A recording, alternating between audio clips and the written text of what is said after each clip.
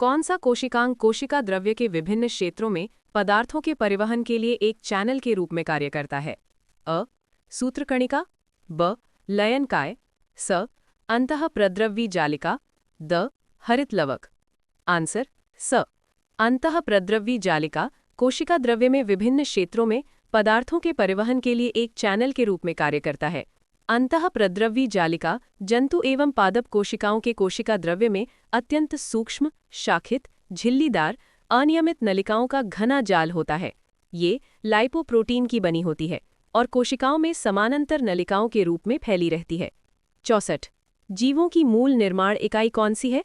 अ. कोशिका, ब. अस्थि, स. तंतु, द. ऊतक। आंसर अ. जीवों की मूल निर्माण इकाई कोशिका है। इसे शरीर की कार्यात्मक और संरचनात्मक इकाई भी कहते हैं।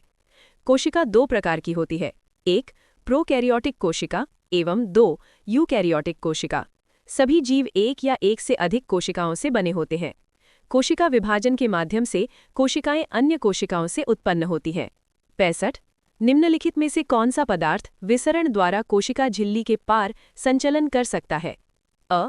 ऑक्सीजन, ब. न्यूक्लिक अम्ल, स. प्रोटीन, द. श्वेतसार।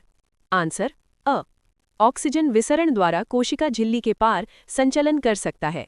किसी पदार्थ, ठोस, द्रव या गैस के उच्च सांद्रता वाले क्षेत्र से निम्न सांद्रता वाले क्षेत्र की ओर समान रूप से फैलने की प्रक्रिया को विसरण कहते हैं।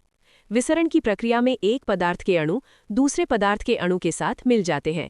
66. एक संतति कोशिका डॉटर सेल में गुणसूत्रों की संख्या किस प्रक्रिया द्वारा आधी हो जाती है? अ. द्विखंडन, ब. अर्धसूत्री विभाजन, स.